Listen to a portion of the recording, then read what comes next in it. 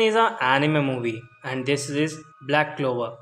अब हमें बताया जाता है कि 10 साल पहले एक लड़ाई हुई थी जिस पर हमें कोनर्ड नाम के एक मैजिशियन को दिखाया गया है, जहाँ पर सभी मैजिशियंस ने उसे पकड़ कर रखा था एंड यहाँ पर सभी लोग उसे रोकना चाह रहे थे किसी काम को करने से, जिस पर वो जूलियस को कहता है कि तुम ऐसा कुछ भी नहीं कर सकते। तभी कोनर्ड कहता है कि वो तुम सभी को हरा देगा एंड वो सभी लोगों के मैजिक्स का यूज़ करते हुए उन सभी लोगों को हराने की काफ़ी अच्छी कोशिश करता है। एंड उसके पास एक स्वॉर्ड भी होती है जो कि ब्लू कलर से चमक रही होती है। एंड इस स्वॉर्ड की खास बात यह है कि वो उसके अंदर कई जादूगरों की आत्माओं की ताकत थी, जिससे वो इस पूरी की पूरी राज्य को ख़त्म करके अपना एक नया दुनिया बनाना चाहता था। लेकिन 10 साल पहले ही काफ़ी सारे मैजिशियंस ने मिलकर कोनर्ड को किनारे कर दिया और उसे कैद कर दिया एक टाइम चैम्बर के अंदर। और अब 10 साल बाद का सीन हमें देखने को मिलता है जहाँ पर काफ़ी सारी चीज़ें चेंज हो चुकी हैं और अब ब्लैक क्लोवर या फिर कहूँ इस क्लोवर राज्य में काफ़ी ज़्यादा शांति और अमन का बात चल रही है। तभी हमें दिखाया जाता है कि एक काफ़ी बड़ा मैच होने वाला है एंड यहाँ पे अनाउंसर अनाउंस करती है यहाँ पर एक काफ़ी बेहतरीन फाइट होगी जिससे हम लोग इन्जॉय कर सकेंगे एंड कौन बेस्ट मैजिशियन है इसके बारे में भी हम जानेंगे। यहाँ पर यूनो होता है एंड यूनो के सामने एक व्यक्ति आकर खड़ा होता है एंड इसे हम आस्था के नाम पे जानते हैं। एंड यहाँ पर हमें पता चलता है कि इन दोनों के बीच में एक फ़ाइट होती है जहाँ पे आस्था उसमें अपने स्वॉर्ड से ही उसके मैजिक को काट देता है और यहाँ पर 4 बंदे अपीयर होते हैं। 10 साल बाद कोनर्ड वापस आता है एंड यहाँ पर वो अपनी मैजिक पावर का यूज़ करता है एंड एक ऐसी शील्ड बनाता है जिससे कोई भी बाहर ना जा सके। एंड यहाँ पर वो अपने साथ 3 और मैजिशियंस को लेकर आया होता है जिस पर वो अपनी स्वॉर्ड की मदद से चारों तरफ उस राज्य को तबाह करने के लिए एनर्जीज को छोड़ता है जिससे सभी लोगों की मैजिकल पावर्स उसके अंदर आ जाएं। एंड अब हमें पता चलता है कि यहाँ पर उसके पावर्स को रोका नहीं गया था बल्कि उसे कैद किया गया था।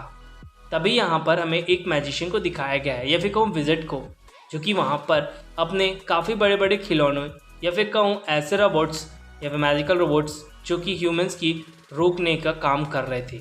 वहीं पर सभी के सभी मैजिशियंस सभी बंदों को बाहर निकाल रहे होते हैं स्टेडियम से एंड आस्था फाइट कर रहा होता है, जहाँ पे सिल्वा भी हमें देखने को मिलती है एंड वो एक प्रिंसेस भी है, जहाँ पर वो सभी लोगों को मार देते हैं। एंड यहाँ पर वो कहता है कि शायद सभी के सभी लोग मेरी तरफ ही आ रहे हैं। एंड हमें इन तीनों मैजिशियंस को दिखाया गया है जिनमें से हमें इनके नाम भी बताए जाते हैं जैसे कि जेस्टर। एंड यहाँ पर हमें और भी मैजिशियंस देखने को मिलते हैं। ये सभी भूतपूर्व में एक काफ़ी बड़े मैजिशियंस के उस्ताद रह चुके हैं एंड इन उस्तादों का एक ख़ास बात है कि ये भूतपूर्व रहे हैं जिन्होंने अपनी गंदी आदतों की वजह से इन्हें मार दिया गया था। एंड अब इस नए युग में वो उन्हें वापस लाने वाला कोनर्ड था, जहाँ पर वो सभी के सभी मैजिशियन लोगों का पावर एब्जॉर्ब कर रहे होते हैं उस स्टेडियम के थ्रू, क्योंकि उन्होंने उस ब्लू कलर की लाइट का यूज़ करते हुए पूरी तरह से उस स्टेडियम को कवर कर लिया था। एंड यहाँ पर काफ़ी अलग अलग तरीके के वॉरियर्स आते हैं जो कि फ़ाइट करते हैं एंड यहाँ पर वो फाइट करने के दौरान महसूस करते हैं कि उनका जो पावर है वो घट रहा है। तभी हमें पता चलता है एक स्वॉर्ड के बारे में एंड वो स्वॉर्ड को रोकने के लिए उनके पास एक छोटी सी डिवाइस है एंड ये स्वॉर्ड कोनर्ड के पास होती है जो कि 10 साल पहले उसे वहीं पर छोड़ी पड़ी थी। खैर, यहाँ पर हमें देखने को मिलता है कि हमारा आस्था जो है एक एंटी मैजिशियन है, यानी कि मैजिक को काट सकता है। तभी वो आस्था को ऑर्डर देता है कि तुम वहाँ से जाओ एंड उस स्वॉर्ड को डीएक्टिवेट करने का तरीका ढूंढो एंड उस डिवाइस को भी लेकर आओ। तभी सभी का पूरा स्टेडियम हवा में उड़ने लगता है और उसे एक आर्क के अंदर कैद कर लिया जाता है। तभी एक पासवर्ड के थ्रू इसे खोलकर अंदर की तरफ आया जाता है, जहाँ पे उन्हें एक डॉक्टर टाइप लड़की मिलती है या फिर कोई साइंटिस्ट जो कि उन्हें वहाँ पर लेकर जाने लगती है। और लेकर जाने के साथ ही वो उन्हें पूरी स्टोरी बताती है कोनर्ड की। एक्चुअली में कोनर्ड एक पहले काफ़ी बड़ा मैजिशियन का उस्ताद था एंड तब उसने एक चोरी करी स्वॉर्ड जो कि लाइट ऑफ स्वॉर्ड थी, जिसके अंदर सभी की सभी भूतपूर्व जो विज़र्ड्स होते हैं उनकी ताकतें अंदर डाली हुई थी। फाइनली वो लोग उस एरिया में पहुंचते हैं जहां पे उस स्वॉर्ड को डिस्ट्रॉय किया जा सकता था और तभी वहां पे कोनर्ड पहुंच जाता है और उसे वो डिस्ट्रॉय कर देता है। वो बताता है कि उसने दिमाग पढ़ने वाली ताकत का यूज़ करते हुए उन सभी को हरा दिया और वो ये भी बताता है कि वो यहाँ पर पहुँचने के लिए टेलीपोर्टेशन मैजिक का यूज़ करता है। उसे एक व्यू दिखाता है कि सभी लोग के पास जिनके पास मैजिक था उनसे के सभी के मैजिक्स का यूज़ करते हुए हम फुलफिल कर रहे हैं और कल सुबह होते होते हम इस पूरे राज्य को तबाह कर देंगे। तबाह करने का कारण बहुत अच्छा और सिंपल बताया गया है। इस पर हमें पता चलता है कि कोनट सिर्फ इसलिए इनका मैजिक ले रहा होता है जिससे वो ये जान सके, उन सभी लोगों को ख़त्म करके सिर्फ उन अच्छे लोगों को ही रख सके इस दुनिया के अंदर, जहाँ कोई ना बड़ा हो ना ही छोटा। यह ऑफर वो आस्था को भी देता है, लेकिन आस्था अपने एंटी मैजिक का यूज़ करते हुए यहाँ पर कोनट के बारे में समझने की कोशिश करता है, जिस पर वो बताता है उसे कि वो उन सभी मैजिक्स पावर को एक साथ लाकर पूरी के पूरे राज्य को तबाह कर देगा और आस्था को डिफीट कर देता है। आस्था जख्मी पड़ा होता है, तभी सभी लोग वो उसकी मदद करते हैं एंड वहाँ से टेलीपोर्ट करके वो खुद के पास लाते हैं। एंड वो कहता है, मैं तब तक हार नहीं मानूंगा जब तक तुम हार नहीं जाते हो, यही मेरी असली ताकत है। और सभी लोग अब उसे एक मैजिक शील्ड के अंदर कैद करने की कोशिश करते हैं, जिससे वो यहाँ से टेलीपोर्ट करके काफ़ी दूर उसे भेजा जा सके और टाइम के अंदर कैप्चर भी किया जा सके। लेकिन ऐसा कर पाना उनके लिए मुश्किल होता है क्योंकि वो एक बहुत बड़ा मैजिशियन है। फाइनली अब शाम हो चुकी थी, जिस पर हमें प्रिंसिप को दिखाया गया है, विको सिल्वा को, जो कि वहीं पर बेड पर होती है और काफ़ी और भी लोग होते हैं। यहाँ पर ये एक खुफिया गुफा है जहाँ पर आस्था को दिखाया गया है, जो कि वो कहता है कि वो फाइट करने जा रहा है, जिसमें दम है वो मेरे साथ चले। मुझे और तुम्हारे इस राज्य को सबकी ज़रूरत है और इस राज्य को तुम सभी की। इस भाषण को सुनने के बाद सभी लोग उसके पास इकट्ठा हो जाते हैं। तभी एक आदमी जा रहा होता है और धमाका होता है। यहाँ पे बिग सिस्टर को दिखाया गया है, जहाँ पर वो काफ़ी अलग अलग तरीके के मैजिशियंस को लेकर आती है और वो बताती है कि हम सभी के सभी लोग एक छोटे से ट्रिप पर गए हुए थे। एक्चुअली में वो मिशंस कर रहे होते हैं एंड बिग सिस्टर अपने ट्रेनिंग टाइम में होती है। इसके बाद हमें देखने को मिलता है कि सभी प्लान बनाते हैं कि उसको लियोनार्ड को हराने के लिए सिर्फ एक व्यक्ति ही काफ़ी है एंड वो है हमारा आस्था। इस पर वो बताता है कि उसके अलावा कोई और उसे हरा ही नहीं सकता क्योंकि उसके पास एंटी मैजिक है और वो उस मैजिक को काट सकता है। इसके बाद यहाँ पर हमें देखने को मिलता है कि वो अलग अलग तरीके से घर के अंदर घुसते हैं जिससे सभी लोग की रक्षा कर सकें और वहाँ से वो उनको निकाल लेते हैं आस्था की मदद से।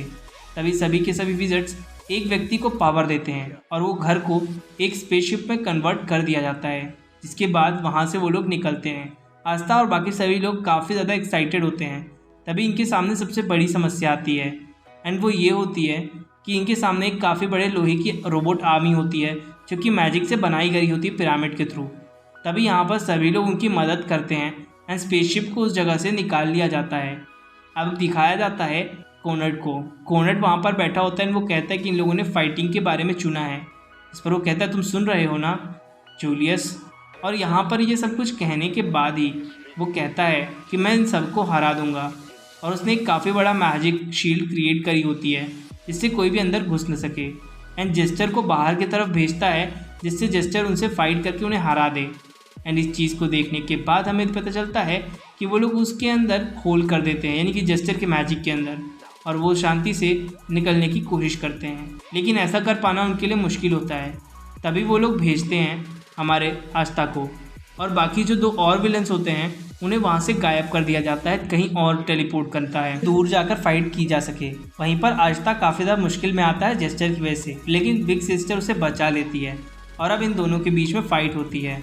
आस्था और यूनो दोनों मिलकर फाइट करते हैं एंड इस बार वो स्वॉर्ड को उसके अंदर घुसाने में कामयाब होते हैं। भले ही जेस्टर अपनी शील्ड का यूज़ कर लेता है, लेकिन फिर भी वो उस दीवार को तोड़ते हुए अंदर की तरफ चला जाता है।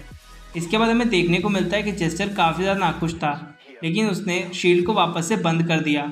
यहाँ पर वो यूनो के साथ फाइट करने वाला होता है जेस्टर एंड कोनट फाइट करने वाला होता है आस्था के साथ, जहाँ पर वो उसे कहता है कि तुम जाओ और फाइट करो, मैं इसे संभाल लूँगा, ऐसा यूनो कहता है। वहीं पर बिग सिस्टर एंड बाकी सभी लोग फाइट कर रहे होते हैं अपने अपने अपोनेंट के साथ, जहाँ पर हमें देखने को मिलता है कि बिग सिस्टर के पास फायर पावर है एंड उसके पास बॉडी स्ट्रेंथ भी है जिससे वो फाइट कर सकती है।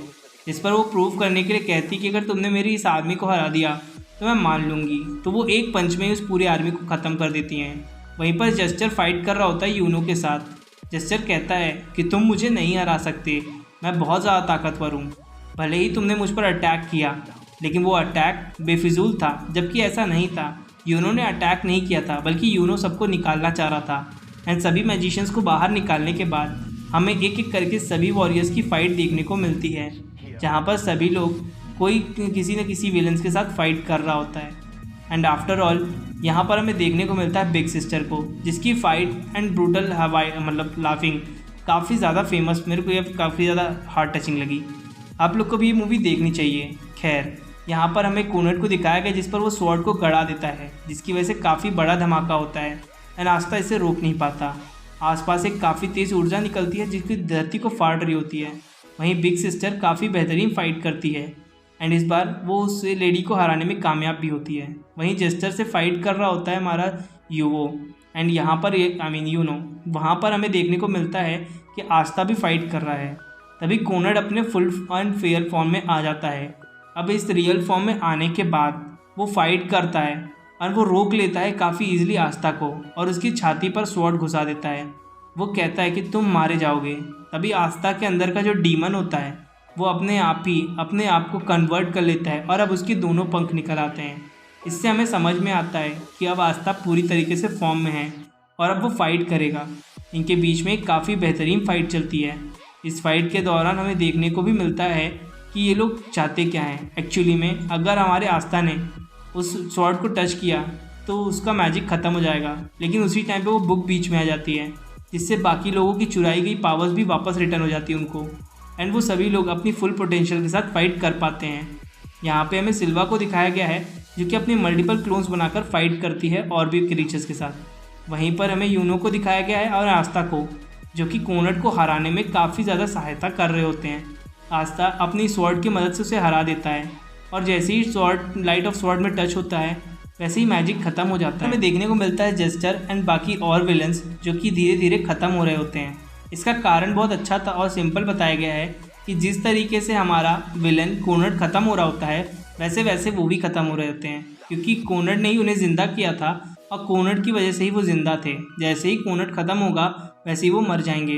तभी कोनट हेल का दरवाज़ा खोल देता है, जहाँ पे आस्था उसे रोकने की पूरी कोशिश करता है एंड अब उसके सामने स्वॉर्ड आती है जो कि लाइट ऑफ स्वॉर्ड थी एंड अब वो दोनों का यूज़ करते हुए हराने वाला था कोनट को, जो कि हेल ऑफ डोर खोल रहा था।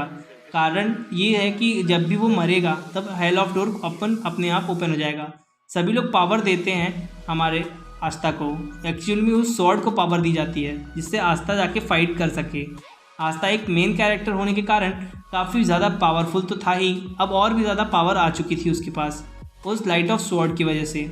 अब इस विज़र्ड स्वॉर्ड की वजह से यहाँ पे वो कोनट को हरा देता है। कोनट ये बात को एक्सेप्ट करता है कि वो आस्था से हार गया और अब वो इस चीज़ का भी काफ़ी ज़्यादा खुश होता है एंड वो कहता है कि तुम ठीक वैसी ही दुनिया बनाना जैसी तुम चाहते हो। एंड तीनों लोग शुक्रिया करते हैं और कोनट और बाकी सभी लोग की आत्मा जो होती है अपने अपने लोग चली जाती है। अब यहाँ पर हमें पता चलता है कि उस लाइट ऑफ स्वॉर्ड ने उसे इसलिए पावर देने दी क्योंकि वो चाहते थे कि आस्था उस पावर का यूज़ कर सके और आस्था की पावर की वजह से ही ये पूरा शहर आज बच पाया है, वरना ये सिटी ही पूरी तरह से तबाह हो जाती या फिर ये कहूँ राज्य। आस्था कहता है कि वो एक दिन काफ़ी बड़ा मैजिशियन बनेगा, जादूगरों का उस्ताद, और यही यूनो भी कहता है। मूवी वहीं पर गाइस, अगर आपको एक्सप्लेनेशन अच्छी लगी हो मूवी की तो प्लीज़ चैनल को जरूर सब्सक्राइब करना, बेल आइकन दबाना बिल्कुल भी ना भूलें। Link in description other channels. Thank you.